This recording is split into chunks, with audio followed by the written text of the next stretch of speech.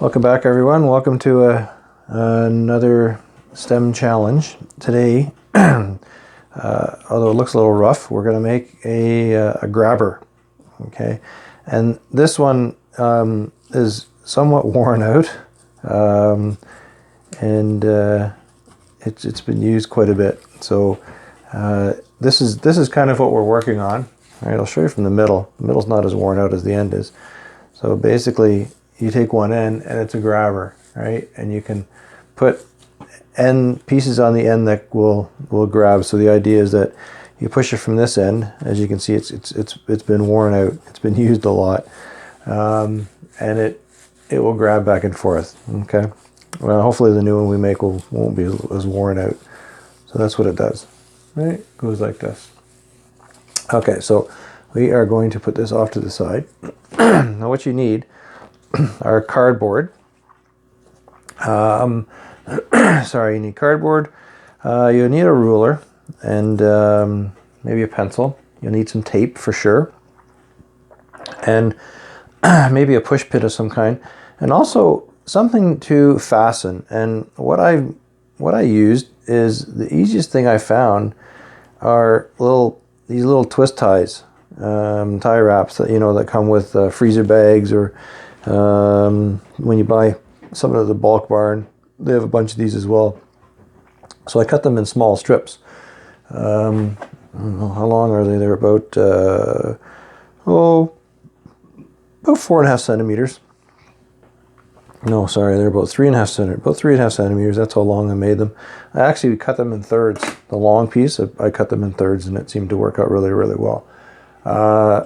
And now these cardboard pieces, you do need cardboard because it's the strongest I've seen so far to use. You need them 15 centimeters long, 3 centimeters tall or wide, and we're going to make holes, right? And the idea is that the hole is, if you would take another piece and put it like this, right, you would actually have a 3 centimeter square. So in the middle is 1.5 centimeters from all the ends. So it needs to be 1.5 centimeters in from here and 1.5 centimeters in from there. And the same thing on this side, 1.5 centimeters. And this one is in the middle. Okay, so all you need to do is measure 7.5 centimeters because that's half of 15, right? And then they're kind of in the middle. This one's a little off, but that's okay. And then what I did to save some time is I cut out about 13 of these, 13 or 14 of these, and I cut them all first, and then I took this one, right, where I measured my holes, and I went like this. I put it on top.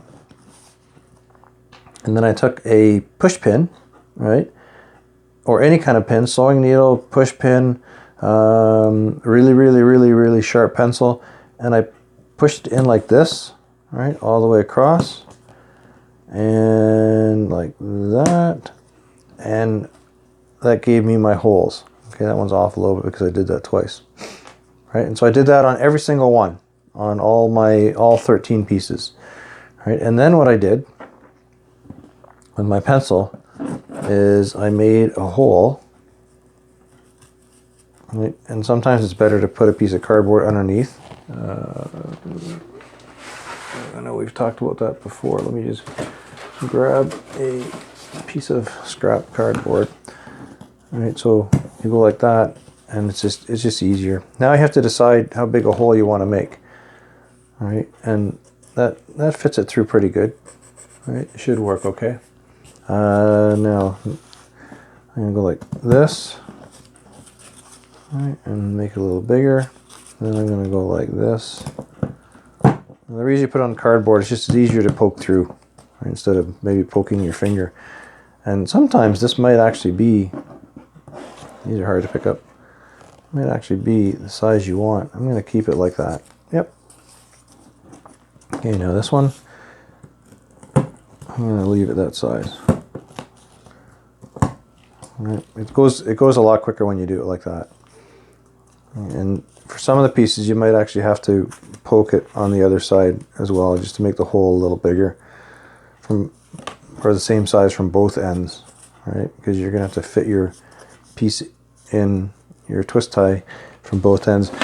If you happen to have or have access to these things called brad fasteners, they're a brass piece that you put in, and then on the bottom you split the bottom. Okay, they are the ideal thing for this. I don't have any at home. You'd have to buy those if you want those. Okay, so let's start. So we have our first piece, and I have piece number 2. I'm going to put them in a cross like this, and we're going to put these through. And what we're going to do is we're actually going to tape it. So you need a whole bunch of little pieces of tape. You're going to tape it like this, and go over. And I'm always going to try to tape it on the lengthwise. I think it makes it cleaner that way. It's easier to tape down. Okay, there's my first one. All right. Now, I need to lay my next one down. I'm going to try to have so that I have my pencil holes all poking that way. Right. So I need to put one here. Right. I need to put one through there. So you have to go through here.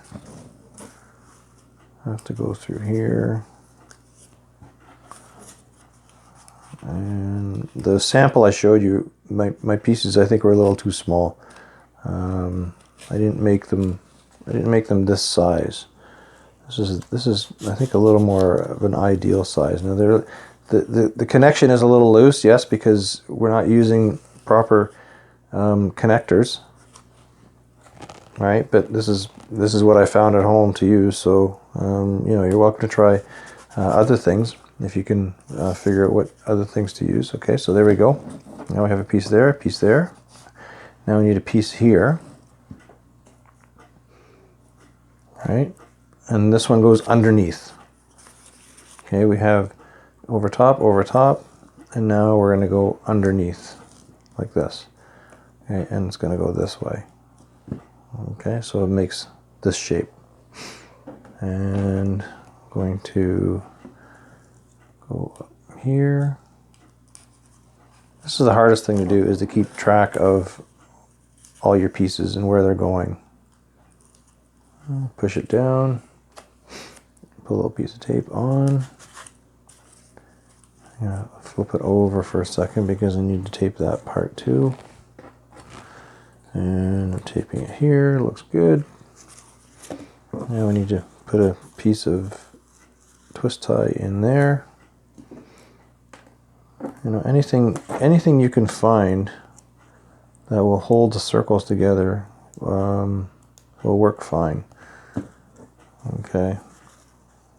As long as it's round, as long as you can somehow attach it on the top and the bottom so it doesn't loose. I thought these were a great idea. I don't know if you can get them at the dollar store, but I know they always come in freezer bag packs. So far so good. Actually, that's working really good. Okay, now same thing. Now we're going to go same pattern, over top, over top, over top, right? And we're going to put one through here. I think I'm going to run out of viewing space in my video, but that's okay. I'm not going to make all of them. I'm just going to make enough so that you can see what to do to carry on. I'm going to go sideways. Okay, and flip it over. And go lengthwise. And I know we have a drawer with a little container full of these little strips. Not very strong, which is ideal because that's what we need. We don't need it very strong. We just need it to hold it together. So now we need to do the same pattern. See, it goes underneath, right? Not up here. It goes down here. Okay. It's good. And go through here. So the smaller the hole, the better. Right? If the hole is really, really close to the size of whatever it is you're using to hold the cardboard pieces together. I'm actually going to cheat a little bit. I'm going to put the next one in down here too. Okay, and let's see if I can find where it's going to go. Right through there. Well, I'm going to do two at the same time here. So when I turn it over, it's a little more efficient. All right, and see, I'm lining them that way. Now I'll flip it over, push it that way, push it that way, and there, and there. I think maybe I'll do two more. Okay, how's it working so far? Working pretty awesome. That's cool.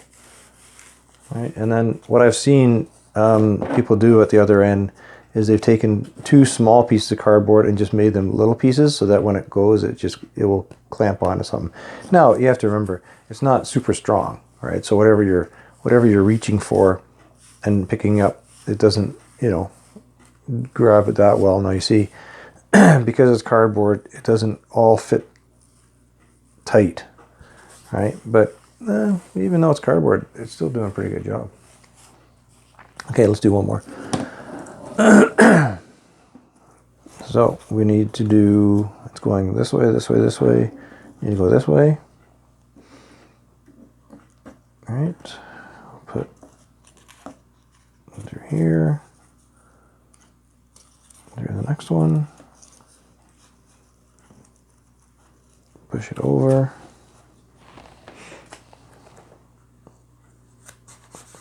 This.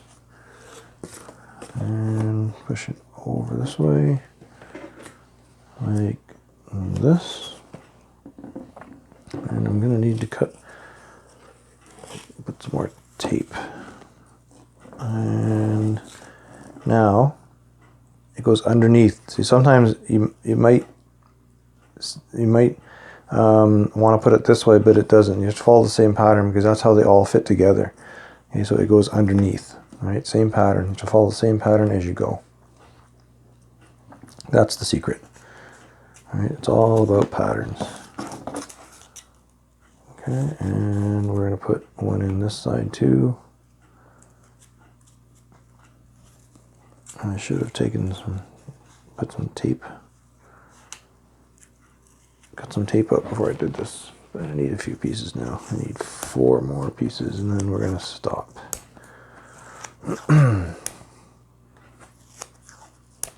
4 more pieces. Here's 1. Here is 2.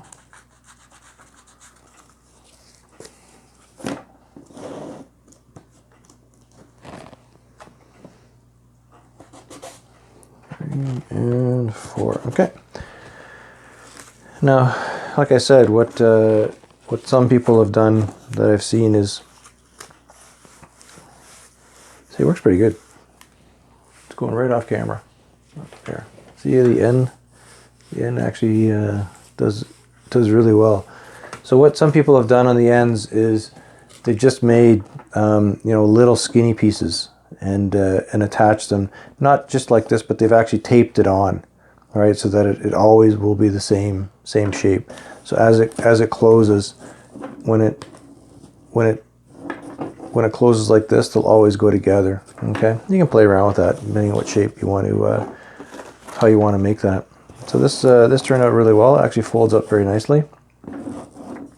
Okay, and it works really well. And like I said, they're fairly loose, right? So it doesn't push out all the way. It's pretty good though. All right, you can adjust your holes, or the smaller the holes, the better. If the hole's too big, maybe you can put 2 pieces of twist tie in. Okay, so that's our grabber.